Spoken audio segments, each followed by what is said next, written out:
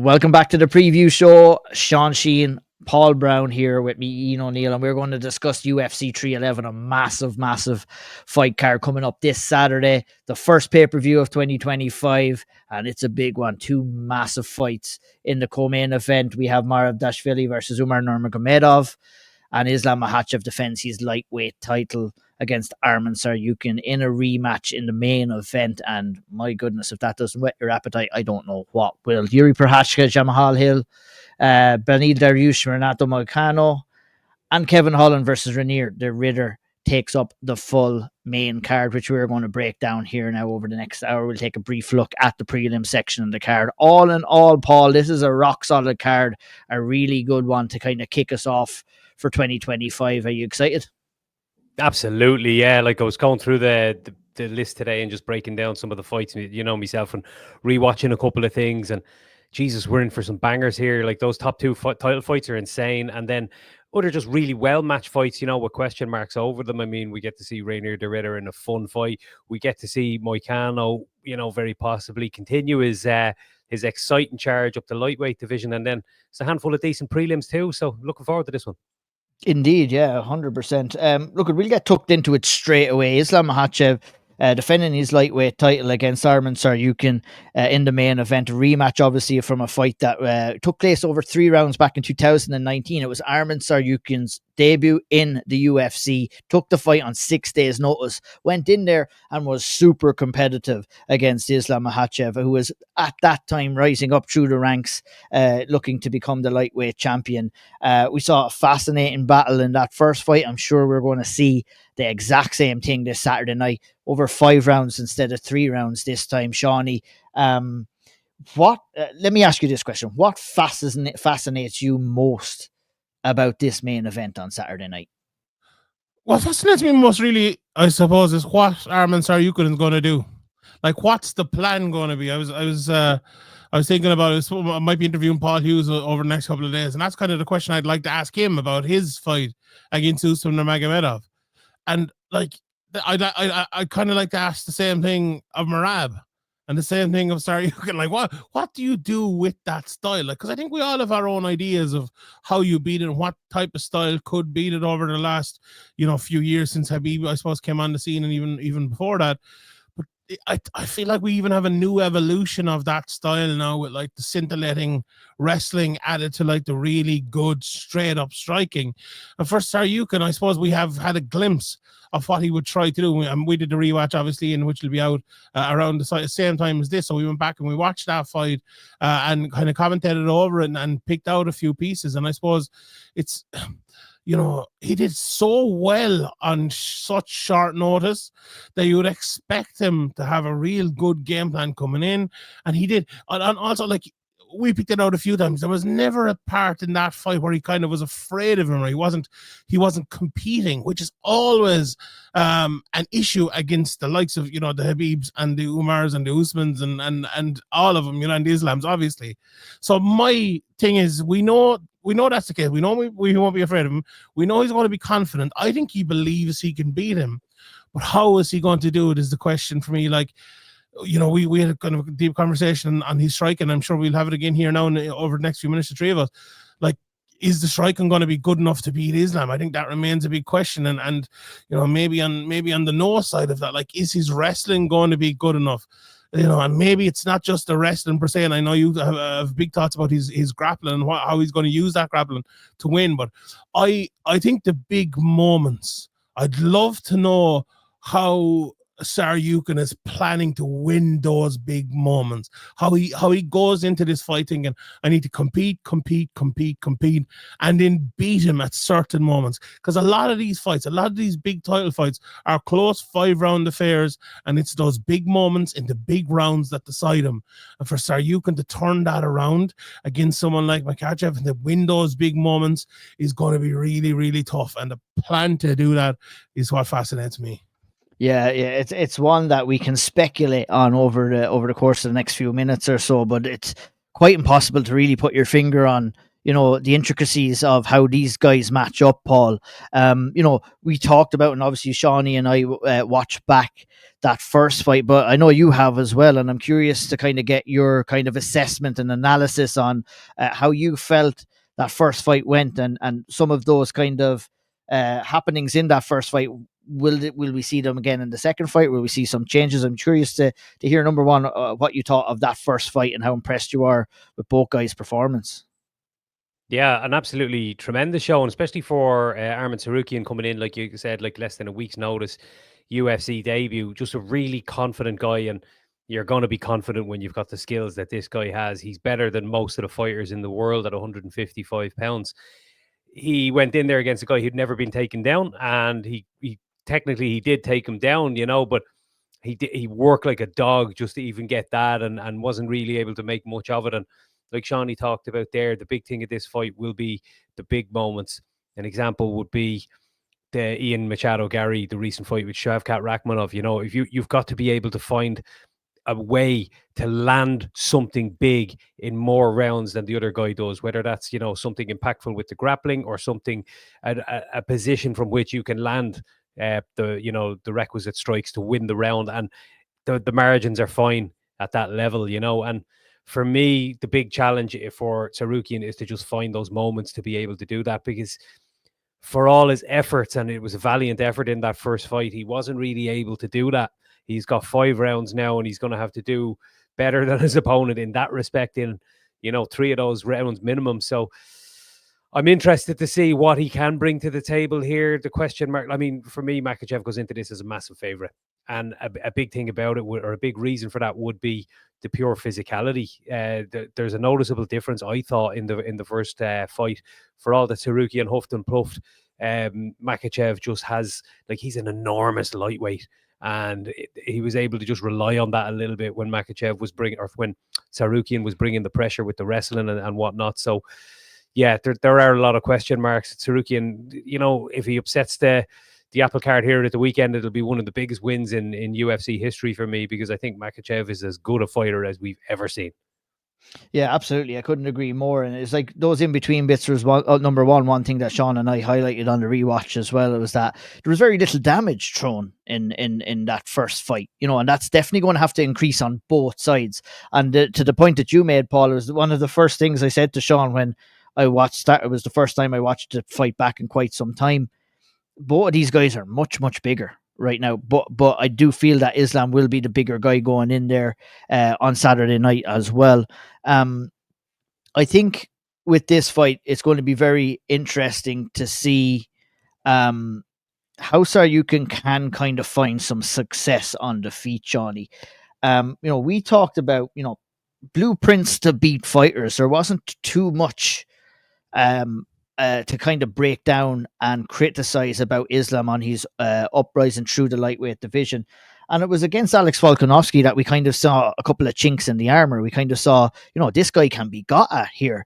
And I'm curious to see what your assessment of after that fight has been, because Islam went out and he fought Dustin Poirier the fight after that. Dustin Poirier had some good moments in that fight too. So can we credit Alex Volkanovski in some ways for kind of, creating some levels of blueprints of countering some of the technique, some of the grappling that Islam possesses in fights, and using it in some ways against him and trying to get an advantage? You can, but also Alexander Volkanovski, in my opinion, is probably the second best fighter of all time, technically. So there aren't many people with that skill set who can pull it off. If you think about what I said there earlier on, is we've all thought about ways to beat the kind of the Dagestani blueprint, and my thoughts are that you have to have a really good striker who's able to avoid the wrestling and is confident in his striking. And Volkanovski showed exactly that. Now, he wasn't able to avoid the wrestling for long enough, but he got to a decision. And it's funny, that's the only decision. You talked about the big moments there. In his last 8 fights, that's the only decision that Makhachev has had. So he's gone from a guy who had 9 decisions early in his career to only 1 in the last 8. So he 2 around the Tsarukyan fight. So that's a big change from him from then to now as well. And it's funny that happens when he rises levels. He finishes Oliveira. He finished, obviously, Volkanovski the second time. Finishes Poirier, Hooker, Bobby Green, Thiago Moises. Those are a lot of good guys to be finishing in there as well. So I think Volkanovski did show a way to get to him.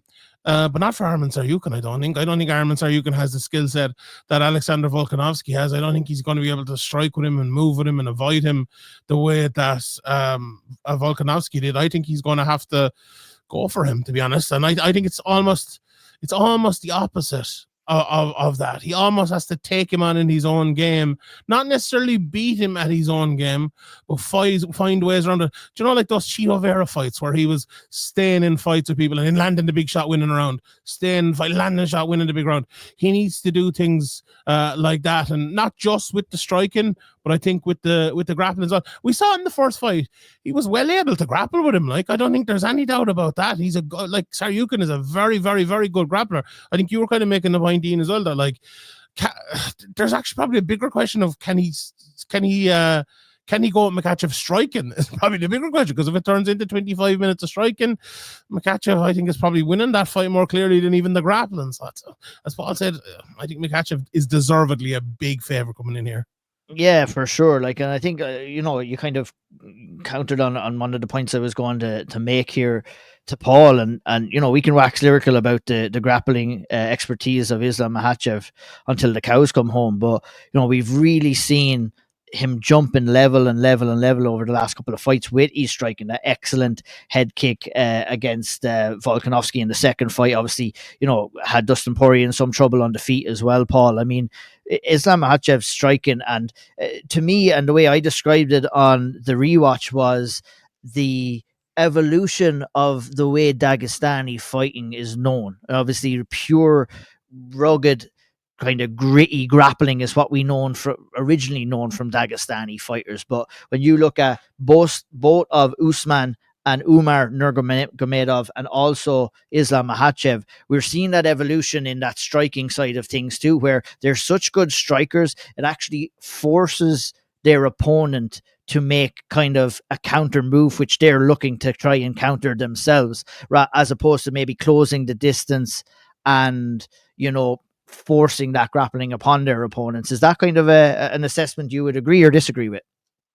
Without a doubt, yeah. And I did a breakdown on Usman, who's fighting Paul Hughes next week. I did that last week and kind of highlighted that. So he likes to kind of kickbox at that long range, and Umar does something very, very similar. Like, he's got beautiful kicks, beautiful high kicks, and we're seeing Makhachev integrate that a lot into his game. Now, the other two guys kind of came in, or at least Umar came in primarily with a striking base and then learned the wrestling side of things, as opposed to some of the other guys in that team have maybe come in with a strong wrestling pedigree and then filled in the gaps from there. But we are seeing just a team of very well-rounded fighters. And to your point earlier, where you were saying, like, he started, or Shawnee's point, where he started finishing fights more and more the higher he's gone up in levels. That's just an accumulation of working with such a great team over the years, and all of them getting better together. You know what I mean? Like, he's a lot better now, Makhachev, than he was 5 years ago, or 6, 7, 8 years ago, because the crew that they have on the mats there, like the old phrase, iron sharpens iron, that's shining through now. They're training together, they're pushing each other, and those training sessions are legendary. Like, so we're seeing just a really, really well-rounded bunch of martial artists. Like you said, they are well able to just trap you, with their striking. And then, like, what Umar and Usman like to do is they like to kind of really strike at long range and really frustrate you until you try and force the issue. And then they don't play in the boxing range. As soon as you force the issue, they drop and they're on your hips. They catch you on the way in when you're open. They take you to the mat, and then that elite level grappling comes in. And Makhachev can do all of that now too, and it's great to see. I mean, that head kick knockout that he got on Volkanovski, just picture perfect. He fights really well from that southpaw position. I love watching him box, and I'd like, if these two guys do end up kickboxing this weekend for at least a couple of the rounds, it'll be a good watch. Yeah, definitely will. But I definitely agree with Shawnee too, is that if this fight plays out mainly on the feet, I think Arman is going to be in a world of trouble here. To circle back around on that head kick Shawnee from Volkanovski. I think I think it showcases the level of fight IQ, because that's definitely a read that Islam got in the first round fight, which he took into the second fight. Which, if you take that into consideration, I would assume that he's bringing a lot of reads in from this first fight with Saryukin that he can utilize in the second fight as well. Without a shadow of a doubt. And I think Saryukin will obviously do the same, but as you said, Makhachev has done it successfully at the very, very top level. And to Paul's point as well about Saryukin maybe not being as strong, I think that's what he's definitely worked on. Like you look at him now and you look at him back then, and the physicality he has now compared to then is just different. It's funny because, like, you look at that fight, right, and both of them are obviously fighting at a very high level, but when was it? Let me just look at it here. It was 2019. 6 years ago for those lads. That's an awful long time. Ian, I want you to talk to you. You have a theory, don't you, about what Saryukin is going to do and how he's going to approach the grappling about Makhachev? Yeah, so he's talking about these secret moves and everything like that. And, I've been kind of, probably overthinking about it, to be honest, because I've just been fascinated about this fight, and I've been thinking about it a hell of a lot this week. And, and I have the right man here in front of me as well, and Paul Browne, to kind of assess, grappling openings and everything like that. But I felt that there was a lot of openings that Saryukin could have taken advantage of in terms of the body lock and back control, which we did see in the Charles Oliveira fight, where, he has these entries, Paul, where Saryukin will get that body lock, get back control, but then have an inability in the first fight to be able to secure that position. Now, whether that's excellent countering for Islam, but I truly feel that if he can close the distance, get that body lock and control that back and get a back mount with a body triangle, all he has to do is stay there and land shots, and he's going to win rounds here. So I think that might be a key if he's able to do it. Obviously, Islam has to allow him to do it, but that's kind of my assessment here in the grappling, is that he's going to have to massively improve and land some big shots on the feet. But I think he can get in. He can get onto Islam's back, but he's got to make it and kind of work towards a more dominant back position where he can lock in that body triangle. He can kind of maybe land some shots and some elbows. Doesn't have to be anything special, but you have your control time and you have your damage then, Paul. Is that something that you took away, or what did you take away from some of the grappling exchanges that you did see between these two guys in the first fight? Yeah, there was a lot of moments in exactly that kind of position, especially in the first round, wasn't there, when he was kind of getting them almost to the floor, got him down temporarily. It's just getting from that position where someone's on, maybe, they've hit the ground, they're maybe on their one knee or they're on all fours, and you're kind of riding that hip. And then it's that next step for you to get there back requires, why you'll often see people lose it in this particular moment, is that's the part that requires the most scramble. For you to get even just that one hook in, you've got to just take your weight off that hip, just even for a split second. And you'll see some guys that are so quick and fast and dynamic at doing it that they're on your back before you can do anything about it. But 9 times out of 10, there is a window, and a real good grappler will sense it. You'll feel that weight on your hip, and that split second it moves, that's when you'll know your reaction time. Someone of Makhachev's level is going to be, expecting it and anticipating it. And that's what you saw in that first fight. So it's coming up with better ways or sharper ways at getting to the back. And grappling is crazy like that. You can always find something new. There's always new developments. You can always add new tools to your skill set. So I'm interested to see if they do end up sort of in those kind of exchanges, like you said. Is there any sort of development in that respect? And, is Saryukin bringing anything new to that part of the game? Yeah, it's super fascinating, and I can't wait to see if he does have a couple of tricks up his sleeve. Everybody's waiting in anticipation for this special move that no one has ever seen before in their life. So, I mean, if that doesn't add excitement to the fight, I don't know what it will. I just want to finish off with this before we move on to the main event, and it was a graphic that has been doing the rounds on social media, and it provides an overall landscape of where the lightweight division is at. We have Renato Moicano, who's also fighting on this card at 35 years of age. Beneil Dariush, 35 years of age. Michael Chandler, 38 years of age. Mateus Gamrot, 34 years of age. Dan Hooker, 34 years of age. Max Holloway, brand new in the lightweight division, 33 years of age, but probably 40 in fight years. Dustin Poirier, 35. Justin Gaethje, 36. Charles Oliveira, 35. Islam Makhachev, 33 years of age.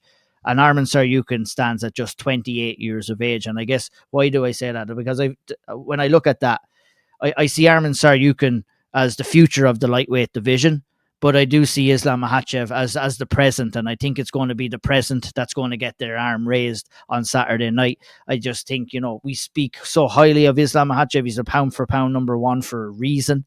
And I think he's not done yet. I think he has good aspirations. I think he gets this win on Saturday night. I think he moves up to the welterweight division, and thus allowing Arman Tsarukyan to kind of come in and possibly dominate that division over the next number of years. But I feel we're going to see about as technical of a fight that we probably will have seen since the Alex Volkanovski and Islam Makhachev first fight. I think that's probably up there on the pedestal for super technical fights. And me, for one, I really, really can't wait to see what happens and what goes down when these two men lock horns in the octagon on Saturday night. In the co-main event, we have an equally as intriguing fight between Merab Dashvili and Umar Nurmagomedov, undefeated at 18-0, Merab at 18-4, who's just loves going out there, Shawnee, and proving people wrong. That's what Merab has been doing for the last number of years. And guess what? As the champion, he's in a similar position on Saturday night. It's funny. These two fights for me have been kind of the polar opposite in terms of when I watched them taping them. So for the Makhachev Tsarukyan one, it's not that I became less excited about it, but I became like more sure I think Makhachev would win. When I watched more tape on Dashvili Nurmagomedov, I became less sure who I think would win, because like these lads are so similar is not the right word, but they fight in a similar manner. It's like two soccer teams that play 5 at the back type of thing. They occupy similar spaces, and I'm just fascinated to see how they fight each other, because like watching, like you go back and you watch their recent fights, it doesn't really tell you much about them. Like you look at Dashvili, O'Malley, Cejudo, Yan, Aldo, Morales, like top level fights. None of them are that similar to Umar. You look at Umar, Sandhagen, and a bunch of other lads. Doesn't really tell you much either. And I think you can take different bits and pieces of different fights they've had to pick out how they're going to fight each other and how they're going to win.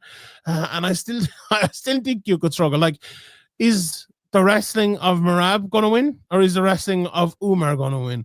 And if neither of those are the winners, if it turns into this 25-minute kickboxing match, who's going to win that? Because like Umar certainly has kickboxed a good bit in his career to date, and Merab maybe hasn't as much.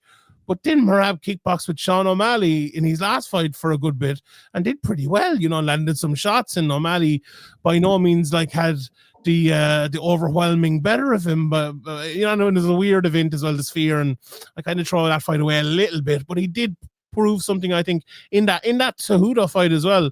I think he proved a bit that he can strike, and I was going into this thinking I was picking Umar, thinking Umar would have maybe a bigger advantage on the feet, but I haven't watched him back. I think he's a tad clunkier than people give him credit for, maybe, and I think Merab can deal with him on the feet. I couldn't believe the price when I saw this one as well. Merab is a big underdog here.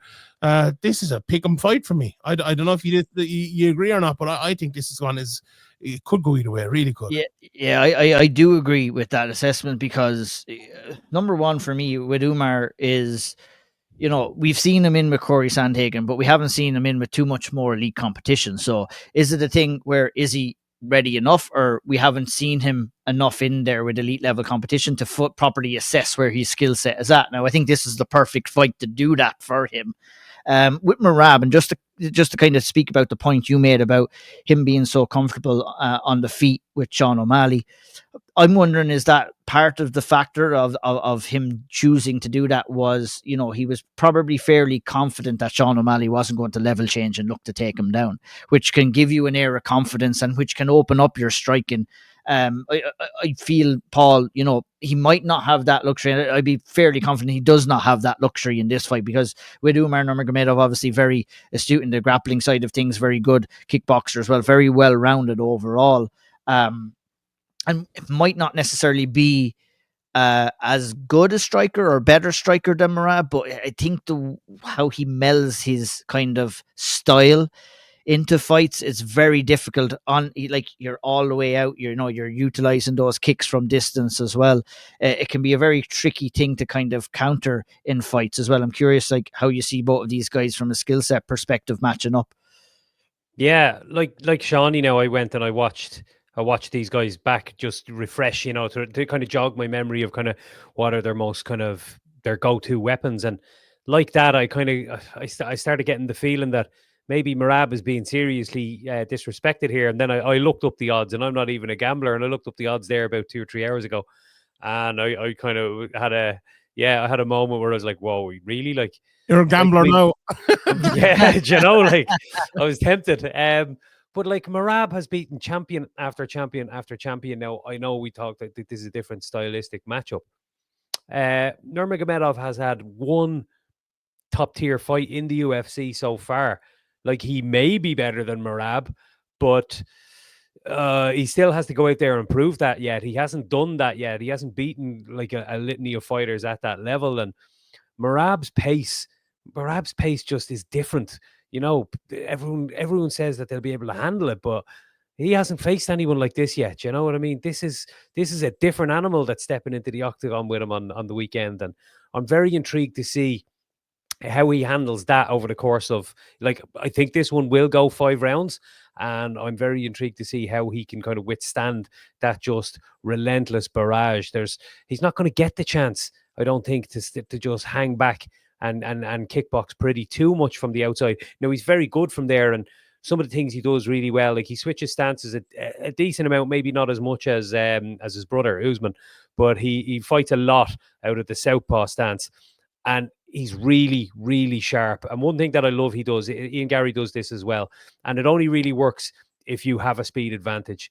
So when you're a southpaw, obviously you're fighting an orthodox fighter, the lead hand and the lead foot are kind of just meeting your toe to toe there, so it's very difficult to get your jab off. That channel is kind of blocked. So the basics there are, you step the lead foot to the outside, and then your backhand becomes a weapon. It's got that channel to fly and break through the guard and land on the target. We all know that. But when you're a really fast fighter, you can step your lead foot to the inside and you can throw the jab. This only works if you're the quicker fighter, because if you're the slower fighter and you do that, you're going to get cracked. You're not going to get yourself back out of there. But this guy does it so well. He's ridiculously fast twitch in those situations.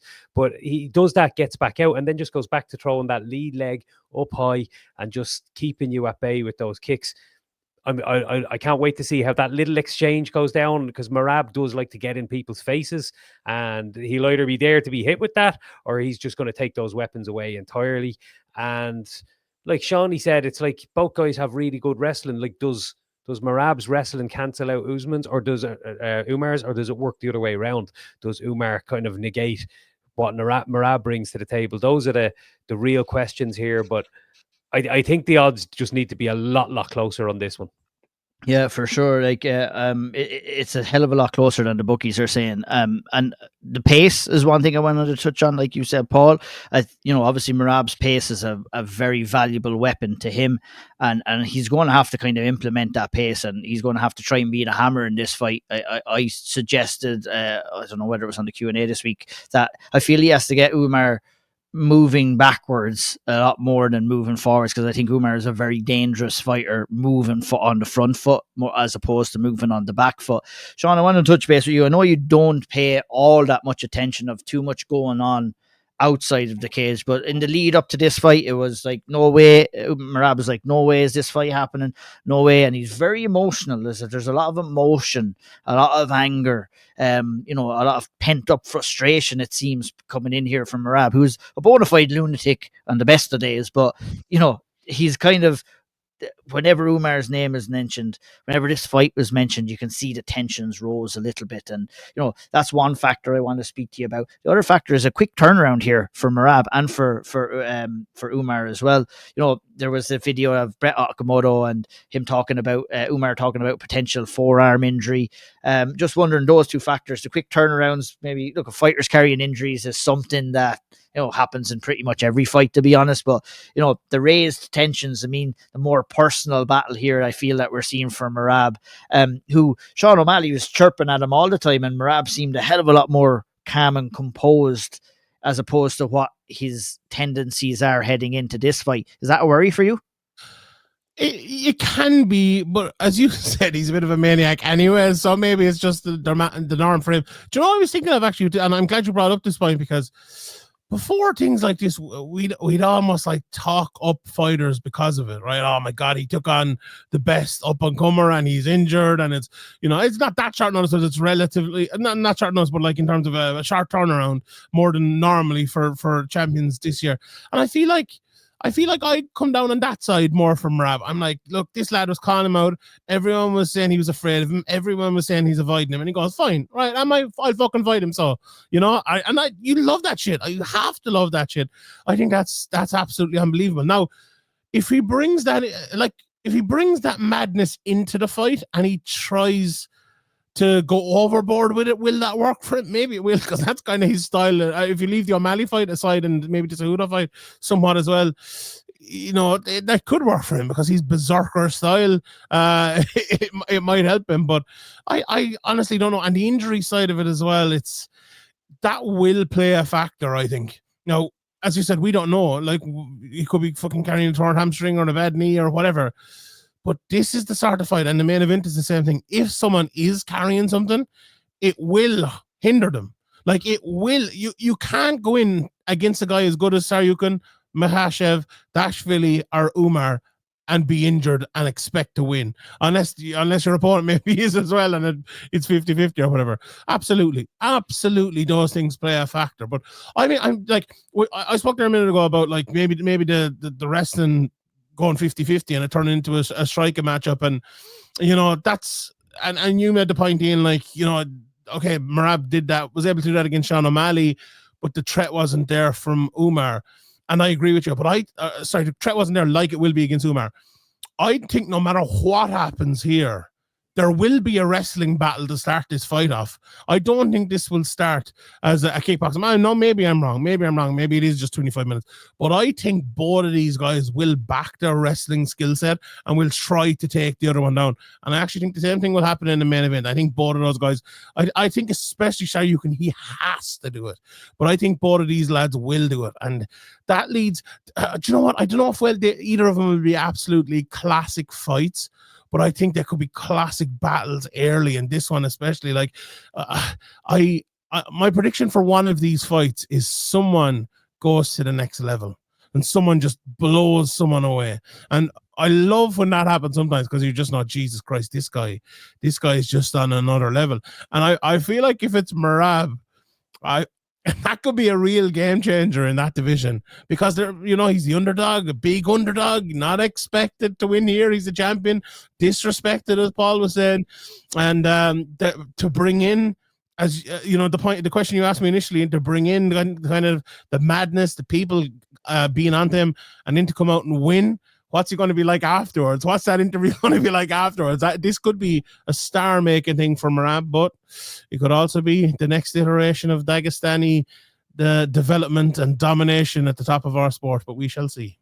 Well, if you're a fan in the aisle when he's walking down, I would advise stay away from Merab before and definitely after the fight. If he doesn't get to win, he's going to be out for blood. But yeah, like you said, it's going to be a grappler's delight in the co-main event and in the main event on Saturday night, and I'm here for it. Can't wait. Two fantastic fights. Another fantastic fight, Paul, in the 205-pound division, Yuri Prochazka versus Jamal Hill. Both guys, haven't had the best run of it in the 205-pound division. Didn't have the best 2024s. It's a big redemption fight for both of these guys. And I mean, in terms of jeopardy, maybe there's no title aspirations there. Maybe not. But this is a huge fight and a pivotal moment, I feel, for both of these guys' careers and where they're going to go with a win and a loss here. Yeah.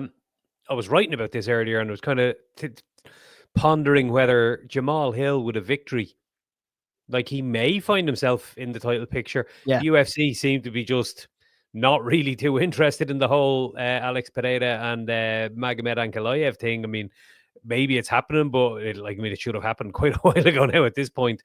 So then you look through the rest of the division, you're like, right, well, if it's not Ankalaev and he isn't going to heavyweight, You know, Jamal Hill, I mean, he beat Jamal Hill quite easily at UFC 300, but Jamal Hill has done a good job of pissing off enough fans by just not shutting up about it. So I think it's kind of just kept the discussion semi alive.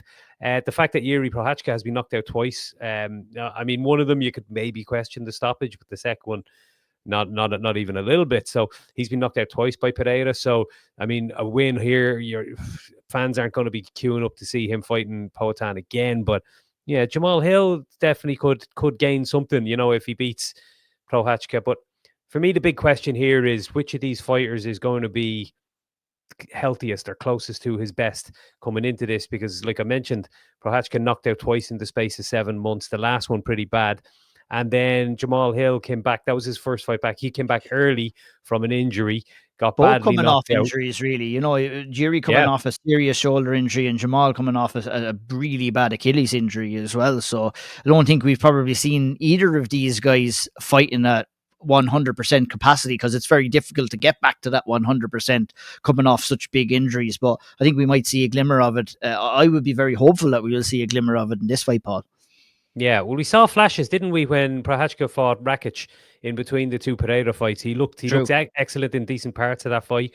It's been longer, I suppose, since we've seen Hill at his best, because we didn't really get to see much of him at all in that fight. It ended in the first round, didn't it, with Poatan? So, yeah.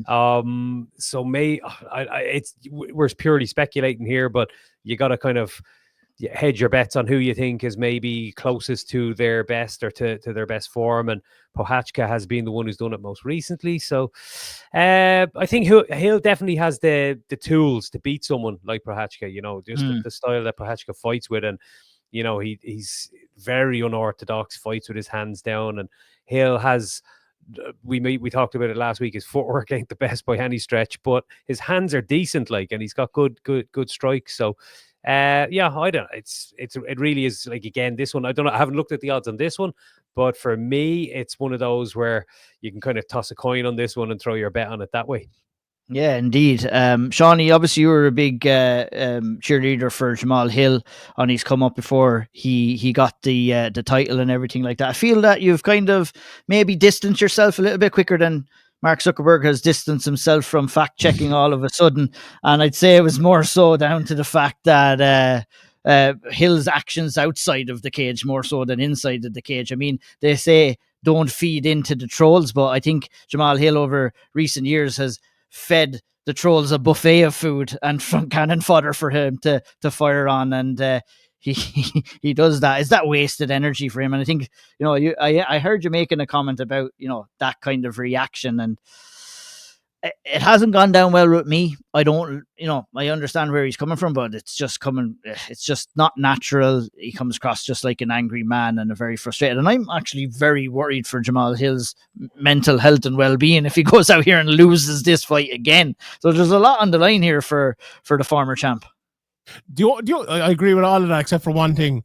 I actually think it is natural for him. I think he is just a bit of a boss, to be honest. I think, and like, I always go back to the interview that Andy did with him here on SevereMMA way back before he even fought, and geez, he was raw out to Andy as well. He always was a guy who had a chip on his shoulder, like, didn't he?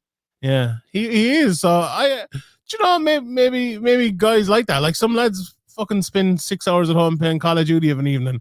He's spends 6 hours at home doing a podcast, reading the comments on Twitter, like as many of us do. So yeah, I actually, like, I'm not a big fan of that, to be honest, but I am a big fan of him. Obviously, I predicted when no one else was that he'd become a champion. Like, I'm very good at predicting champions. The only thing I can predict in this sport. But yeah, I'm very, very interested in this fight. I think, what did we learn from the Prochazka Pereira fights? I think we learned that Prochazka really struggles against someone more athletic than him, someone faster than him, someone able to get to the punch before him. Because there was parts of that first Pereira fight where Prochazka had some success and could have had maybe more success, especially in the grappling, maybe in the second fight, but it just didn't happen at all. I think Jamal Hill is you know, as I don't think he's as technically good as Pereira, but I think he's as fast as Pereira, maybe even faster, you could say. And I think that's going to be a real killer here for Yuri Prochazka. And he's definitely more technical than Yuri Prochazka, which is not very difficult to be because Prochazka is a bona fide wild man. But when you look at Hill's previous opponents, he fought a guy like Johnny Walker and got on very well with him. Another guy who's unorthodox and a little bit crazy in there too.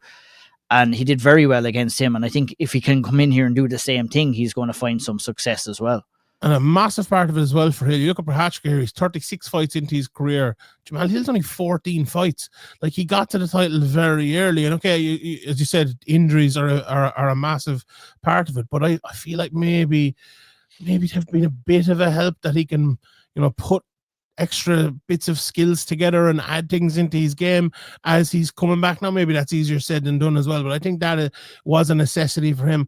I also, you know, you said about Max Holloway, he's 33 going on 50. I think Prochazka is fucking 33 going on 60 maybe with the type of fight. He'll be getting the fighting bus pass next year. And also shoulder injuries. Whenever I hear anyone with a shoulder injury, I'm like, he's fucked. He'll never win again. So Jamal Hill all the way. We have a shoulder expert here as well, and Sean Sheehan as well, that would confirm that shoulder injuries are the worst kind of injuries too. So, and a guy below me here as well, a Brazilian jiu-jitsu black belt who's probably seen his shoulder pulled and dragged in more directions than a US presidential election. I don't know why I'm hitting the US hard this week. I don't know what the fuck. I'm spending too much time on X, I think. You have to be careful with that. I got ripped out of it for Donald Trump comments on a commentary stream recently. You have to bring it on to fuck. I don't give a shit. Let's talk about the next fight though. As the great Harry Powell calls him, Benny Daggers, Beneil Dariush comes in here against Renato Moicano. Look at speaking about guys with lots of fights being on the end of their tether, you know, we're close to being at that stage with Beneil Dariush, obviously coming off the back of 2 losses to Charles Oliveira, Arman Tsarukyan as well. Comes in here against a surging, as you said, Paul, Renato Moicano, a guy who can look absolutely tremendous inside the cage, but a guy who can absolutely look like dog shit inside the cage too at the best of times. And it'll be interesting to see which one we get on Saturday night. Any need for it? Yeah. I don't know. That's raw. No offense, Renato. I love money, Moicano. He's on fire really of late though, isn't he? I'm just looking through the record. Yeah, it's four in a row. Drew Dober, who I think is excellent. Jalen Turner. Was that the fight where Jalen Turner floored him and walked away and didn't finish him? Am I remembering? Correct. Yeah, correct. And I had him back by knockout doing the same night. Yeah, Moicano came back and finished him then in round 2.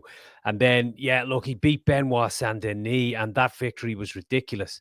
Like Brad Riddell in that run as well, who's a handful. So he's beaten some really, really good guys. And I think the version of Beneil Dariush that he's going to face this weekend, I think is just at the wrong stage of his career. There was a stage 2.5, 3 years ago where Beneil Dariush was one of the best fighters in that division.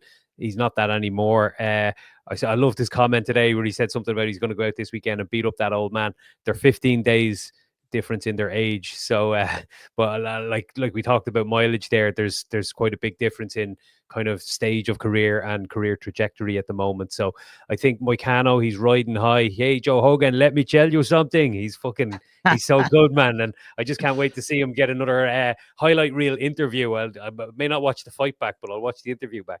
Yeah, he'll give us another good book to read or something like that, Sean. Look at obviously you've been a big fan of Beneil Dariush throughout his career here. You know, difficult period of time for him over the last number of fights. Can he get the job done here? Can he find that? Like I saw the fight when he was in there with Charles Oliveira. It was in Vancouver, and you can be in a room with fighters and you can feel the confidence. You can, like, there's an aura around some fighters, and Beneil Dariush had an aura, but and that weekend it was a negative aura, and I didn't like it whatsoever. And I feel it's hard to shake that when it comes on a fighter, isn't it? Yes, it is, and I actually think both of these lads have a bit of that. I think both of them can be, you know, they're a bit salt and pepper. You know, so sometimes they're very, very good, and sometimes they're very bad. I'm gonna give you an odd pick here and an odd bit of analysis, and I made this comparison a while back. And you're a horse racing man, Ian. Do you remember like watching the races, and then you see this horse, and it's like, oh geez, that lad, he was in the Gold Cup a few years ago, and he came second, and Jesus, he was an entry, and he's a good lad. He ran well, but he's about 12 now. He's a bit old, but the other ones are kind of up and comers. And next thing, he runs past them on and fucking wins the race. And jeez, why didn't I back that lad? Horses for courses. I think Dariush is a bad matchup for Moicano. Like, what's Moicano going to do? Like, what hasn't Moicano been doing well recently? He's been wrestling lads a lot. Now, he could wrestle Dariush. Dariush has been wrestled before, and he's a good, like, straight shots down the middle. He has relatively good power. But Dariush is a very powerful guy. Like, I think if Dariush connects with him, he could knock out Moicano. Dariush is unbelievable on the ground. Like, his jiu-jitsu is I don't know, is it second to none in that division, but it's right up there as some of the best jiu-jitsu in that division. I think Moicano, like, I thought, what fight was it? There's been a few fights for Dariush. There's okay, I'll give you the opposite. The Charles Oliveira fight you just mentioned. Dariush was always losing that fucking fight and always getting knocked out in that fight. Always. I think this is the sort of fight where it's kind of the opposite of that. Like, I don't think, and now I'll say with a proviso, if Dariush can recapture himself from a few years ago. It's 2023, December 2023 since he last fought, 14 months or whatever that is. As you said, he's getting a little bit older. Moicano's definitely having an Indian summer in his career. But if he can get back to somewhere like the normal Dariush, I actually think he's a horrible, horrible matchup for Moicano.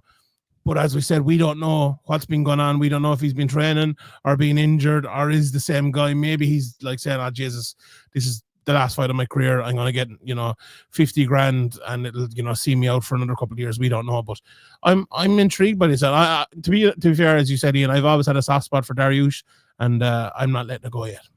Yeah, his last win was 27 months ago. That's the question mark I have. Yeah, but it's against high level competition. You know what I mean? And like I struggle about kind of coming to who I feel is going to win this fight is I don't know what type of fighter is going to show up on both sides.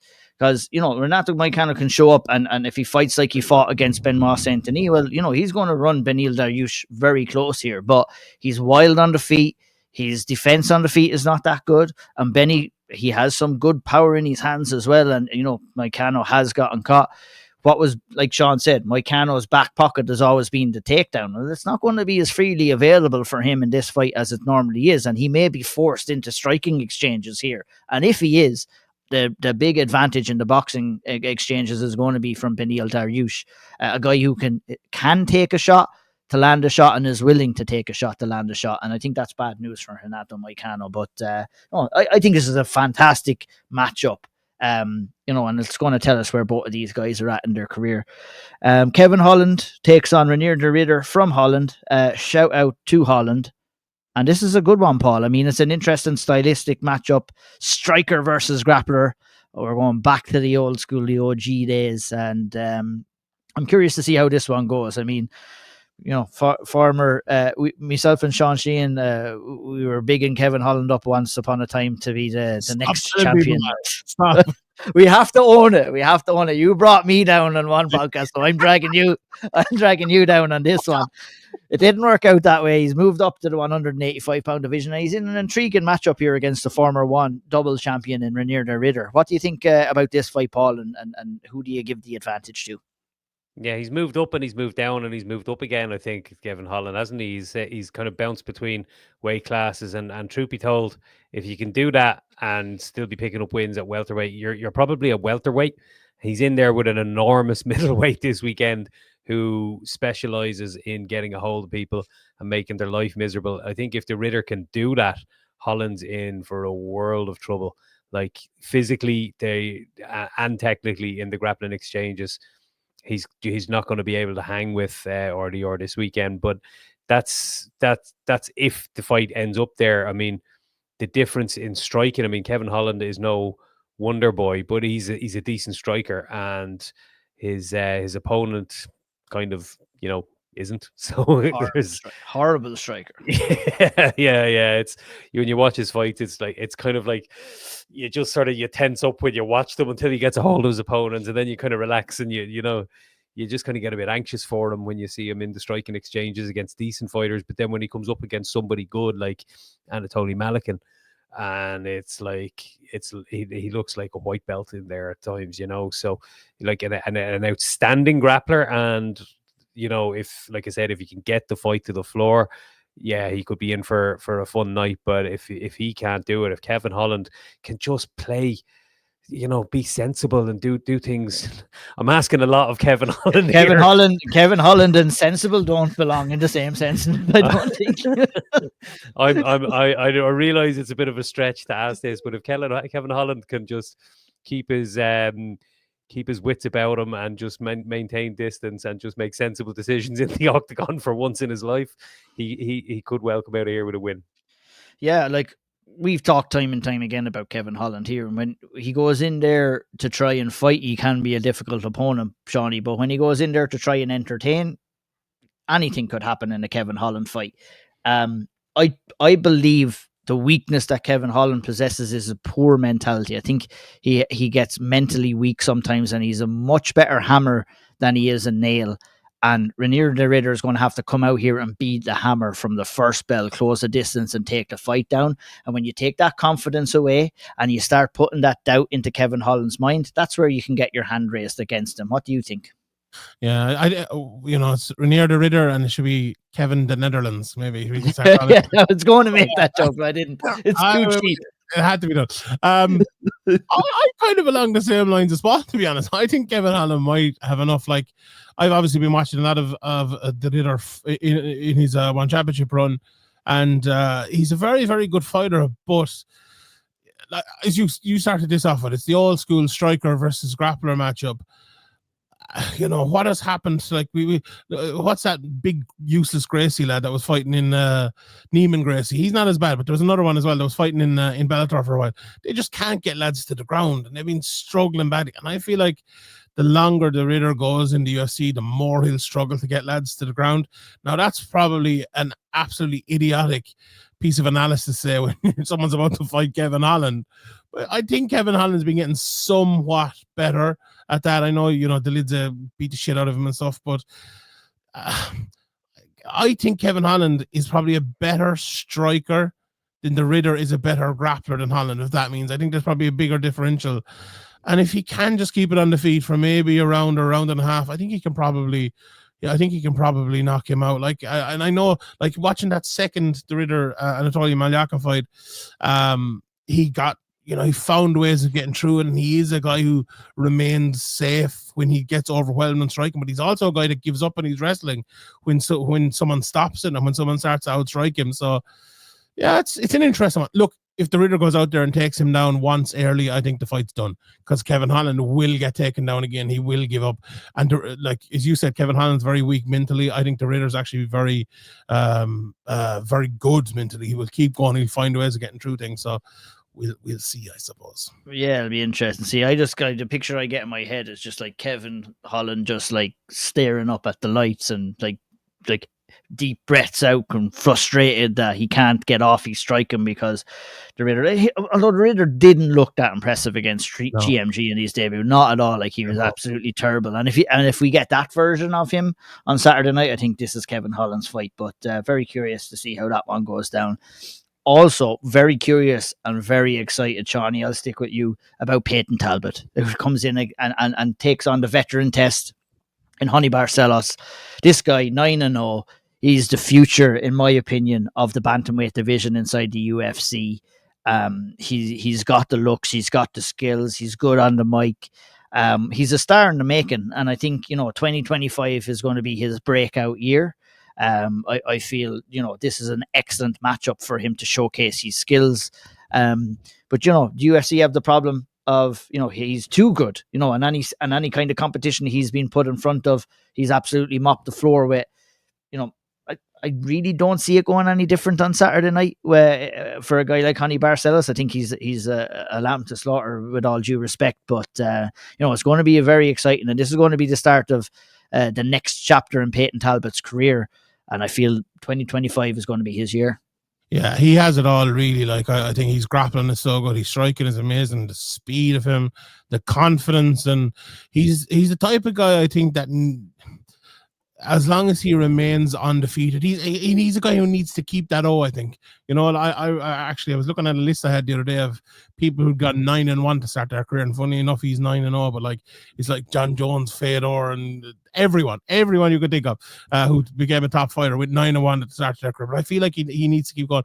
This is a good test as well against Barcelos. You know, you said he's going to get decimated. Barcelos only been finished twice in his career, 20 fights. That's pretty good, Okay, Umar Nurmagomedov was one of them, but he was in there with Umar not too long ago. He's beaten Said Nurmagomedov. He's been in there with Chris Gutierrez, Kurt Hollabaugh, some good guys for a good few years now. So this guy is no joke, absolutely no joke at all, and it's a good test. I think it's good matchmaking because we see it even at the cage warriors level or the entry level when we're watching MMA. Sometimes a guy is a little bit special, like say Conor McCarthy or someone like that, and you have to match make him a little bit better. Solomon Simon, obviously a very good example. His last fight, you have to push him on a little bit further, a little bit quicker because of what they're doing, as you alluded to, Darian, against their opponents of their similar level, let's say. And I think this is a good move and a good fight. Barcelos, no joke at all. And if there is any issues with Peyton Talbot's game, I think he is a guy that that could possibly expose them, but I don't think he will. I think Peyton Talbot is something special. I'm looking forward to seeing him. Yeah, me too. Just to reiterate, Said Nurmagomedov, not Umar Nurmagomedov. He was in there. It's hard to keep up with them boys, but yeah, just wanted to. Was he in there with both? He was. Yeah, about him, yeah. He fought Umar in 2023 and Said in 2019. Apologies. Not a big fan of the. Umar knocked him out with a nice left hook. Correct. Paul, what do you think of Peyton Talbot? Oh,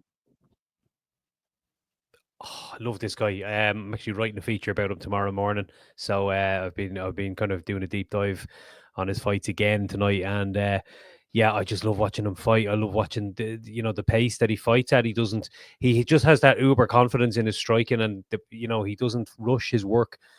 He creates the opportunities. He frustrates opponents, and Jesus, he's precise. He has that kind of Paul Hughes-esque precision where there's not many wasted shots. He throws them, they land, and he's clearly got really good power, good physicality, good athleticism at the bantamweight division. What is he, about 5'10", north of 70 inches in his reach, and he's got really good a wrestling base. I believe he wrestled quite a lot in school and things like that. So he just has that confidence in his strike, and he's not terrified to get taken down because he knows he can hang with guys in kind of any area of the fight. And I'm really looking forward to seeing this fight this weekend. I think it's the right type of jump. Like Shawnee said, it's he needed a little step up, but he's still young enough that you don't have to throw him to the wolves just yet. You can give him the time to develop the next 4 or 5 fights, and that could see him then competing, in the upper echelons of the bantamweight division. Indeed, yeah. Very excited to see Peyton Talbot. We're going to rattle through the rest of the fights. We'll pick one fight each then that we'll talk about for the rest of the card. Let's go to the heavyweight division. Jailton Almeida will take on Sergey Spivak at the 265-pound heavyweight weight class. Bogdan Gustov will take on Billy Elcana at 205. At 155-pound division, Grant Dawson versus Diego Ferreira. Zach Reese will take on Amzat Bekoev at 185. Carl Rosa takes on Aileen Perez in the women's 135-pound division. In the men's 135-pound division, Rinya Nakamura takes on Muin Gafarov.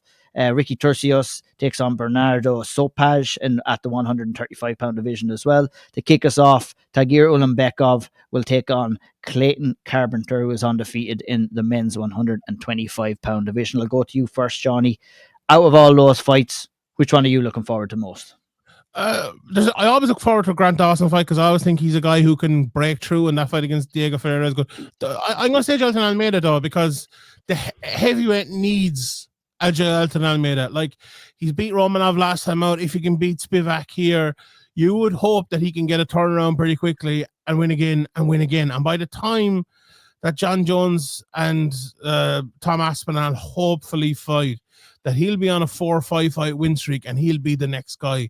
Because if he isn't, we have big problems in that heavyweight division. And I know, we alluded earlier on maybe Alex Pereira coming up there as well, but we need a heavyweight. We need a guy coming through, and this is a big fight. With all due respect to Spivak, if he wins this fight, the heavyweight division is in bad trouble. So I think that's a big. I've been doing a lot of the yearly recaps recently, and there's always been like the first 2 or 3 events of the year. There's like someone, oh yeah, this guy, oh Jesus, we wouldn't have even been looking at him then, and then he wins a fight, and he goes on and he has a great year, and by the end of the year, he's someone special. And I know Almeida has been threatening. I know for a while he did obviously lose that fight against Curtis Blades in March of last year, but I would hope, and I think everyone should hope, that's a fan of the heavyweight division, that this is his year. So it starts here against Spivak.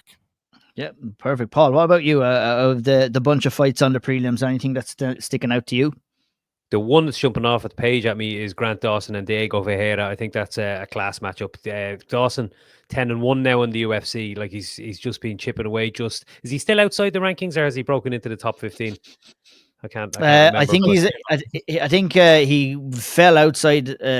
Grant Dawson we're talking about here. Is that right? Yeah, he's not ranked. No, he's not ranked. After he got defeated by Bobby Green that time, he fell out of the rankings. He was in there against Joe Selecki in his last fight, if I remember correctly, and struggled to kind of get past Selecki's guard, but still won in dominant fashion. But he's a real fighter in front of him here now in Ferreira, doesn't he?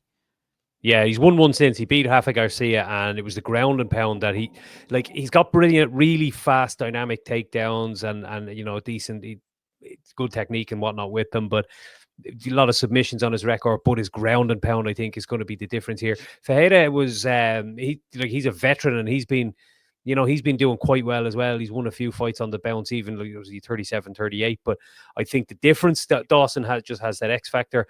He just tries to maybe finish the fight that little bit more than his opponent does, But I think it's a great matchup. I think it's a really good, a good matchup on paper, and I think you're going to see it happen on the floor a little bit. We're going to see what Ferreira's like off his back. We're going to see Dawson trying to put him away. But either way, I can't wait. Yeah, it's good. That's a fascinating fight. The one that I would kind of circle would be Rinya Nakamura versus Muin Gafurov, and mainly just because of the skill set of Rinya Nakamura. Tremendous. Obviously, I think he wrestled for Japan at the Olympics, and really, really well-rounded mixed martial artist. We're seeing some improvements in his striking. Has absolutely dominated the majority of his fights. Got lots of finishes as well. Coming off of a unanimous decision win over Carlos Ferreira. Dominant win, but one that, wasn't super impressive. So I think he's going to have the bit between his teeth here to come out here and really put on a show against Muin Gafurov, who, is going to welcome him. I think he'll welcome the grappling exchanges, Gafurov will, but not the best fighter. And I think, we'll likely see Nakamura get the win, move to 10-0. And, speaking about a guy who is, propping up the bantamweight division, I mean, what do you think of this one, lads? Nakamura wins, Peyton Talbot wins. Let's stick them in together, undefeated versus undefeated. Someone's always got that. No, not yet. Fuck it. Let's have some fun, Jack. That's all I say. But there'll be plenty of fun had in the Inuit Dome in Las Vegas, or LA, I should say. There was a chance this was going to Las Vegas. Obviously, thoughts go out to everybody that's affected by the fires in LA. Gladly, this card wasn't affected. There'll be plenty of fire inside the octagon on Saturday night as well, when Israel Makhachev and Arman Saryukin battle it out for the lightweight title. Maribdashvili will battle it out with Umar Nurmagomedov. I'm proud of myself. I normally stumble over Umar Nurmagomedov, so I've got through. Islam, though. You call him Israel, so I know. Shut up, Johnny. But that's a wrap for the preview show. Enjoy the fights. We'll be back. We'll break down these fights, whether it be me, whether on my own or with somebody. We'll figure that out anyway. But I'll definitely pop back on. We'll share our thoughts on how the card went down and break down each fight individually next week. Enjoy the fights. Have fun. First pay-per-view card of the year. It's a good one. Take it in, and we'll talk to you next week.